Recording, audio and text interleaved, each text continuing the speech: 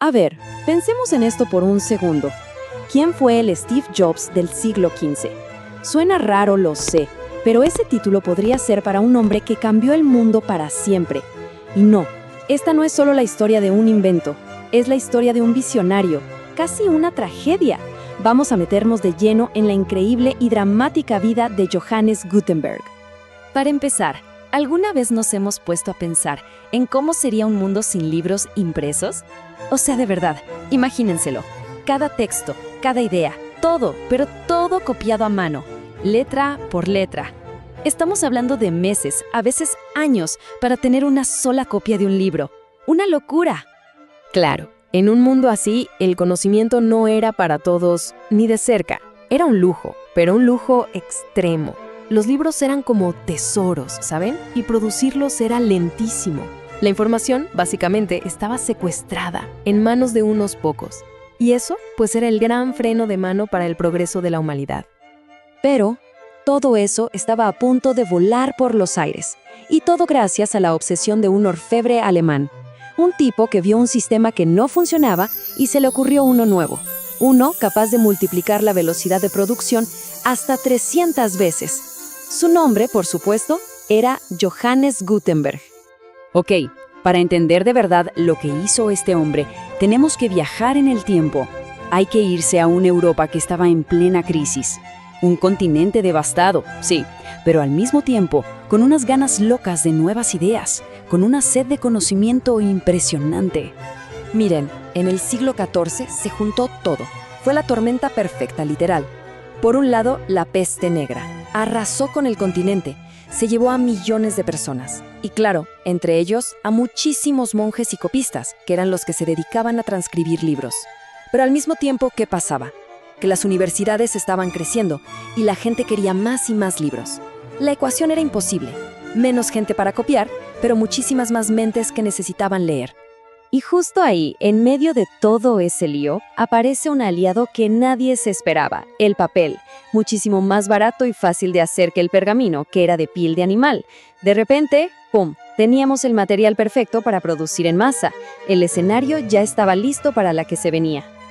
Y aquí es donde vemos al genio en acción. Porque, y esto es clave, Gutenberg no inventó una sola cosita. No, lo que hizo fue crear un sistema. Una integración brillante de 4 innovaciones que, al juntarlas, bueno, construyeron el futuro. Estos son los 4 pilares de su revolución. Y no fue una sola idea, ¿eh? Fue como una clase magistral que mezclaba metalurgia, mecánica, química, de todo. Vamos a desarmar su invento pieza por pieza, porque de verdad es una locura de ingenio. Primero, la aleación. A ver, Gutenberg era orfebre. Él sabía de metales más que nadie. Y sabía que necesitaba algo especial. ¿Y qué hizo? Lo encontró. Una mezcla súper precisa de plomo, estaño y antimonio. El resultado era pura magia. Tenía letras de metal que eran increíblemente duras. O sea, aguantaban miles y miles de impresiones. Pero al mismo tiempo, se derretían a una temperatura baja. Así que podía fabricarlas súper fácil. Un genio, de verdad. Segundo pilar, la prensa.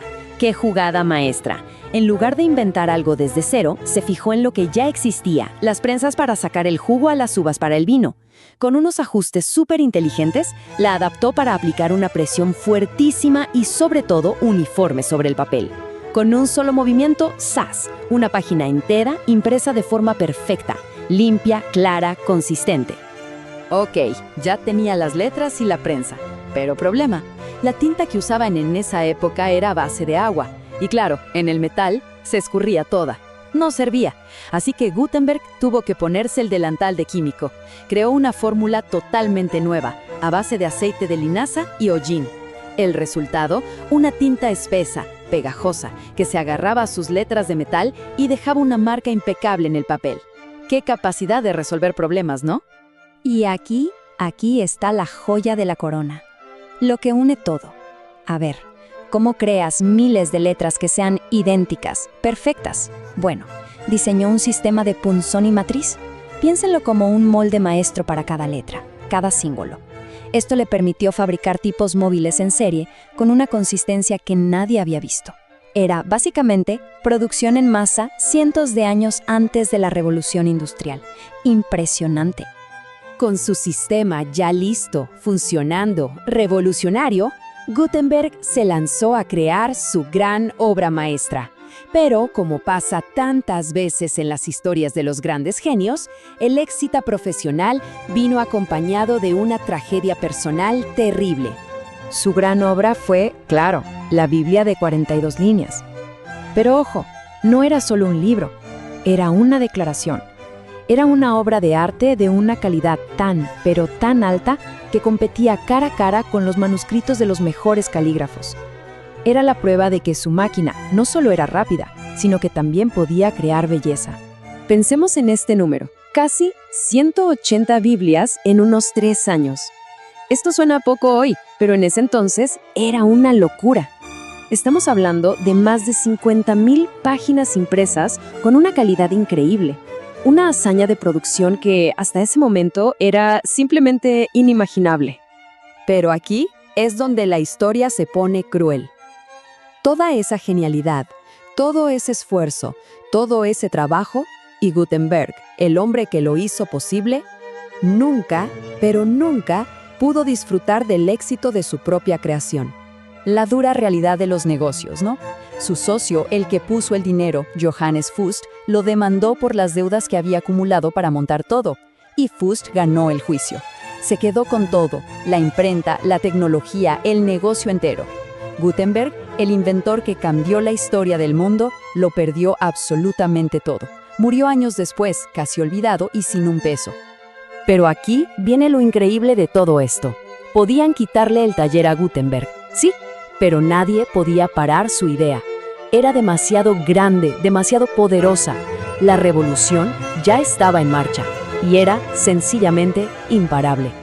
Y la tecnología se esparció como pólvora. Fue rapidísimo. Empezó en un tallercito en Maguncia en los 1450. Para la década siguiente ya había imprentas en Italia, luego en Francia, en Inglaterra. Para el año 1500, o sea, menos de 50 años después, ya había imprentas trabajando en más de 200 ciudades europeas. El genio ya no estaba en la botella. Y con esa explosión vino una avalancha de cambios que le dieron forma a nuestro mundo moderno. El conocimiento por fin se democratizó, se le quitó el monopolio a la élite. La reforma protestante, la revolución científica, las revoluciones políticas, todas, pero todas se aceleraron gracias a que las ideas podían viajar más rápido y más lejos que nunca. Es que el paralelismo es increíble. Lo que Gutenberg empezó con la página impresa, lo estamos viviendo nosotros hoy, pero con la pantalla. La suya fue la primera gran revolución de la información, la que permitió la comunicación masiva. Y la nuestra, la digital, es su descendiente directa. Llevó esa democratización del conocimiento a una escala global e instantánea. Gutenberg murió pobre, es verdad, pero nos dejó un regalo inmenso, el poder de compartir ideas a gran escala. Cada libro que leemos, cada periódico, cada conocimiento que se comparte, todo es parte de su legado. Y eso nos deja con una pregunta que sigue resonando hoy. Si él desató la primera gran revolución de la información, ¿cuál será la siguiente? ¿Y qué forma tendrá?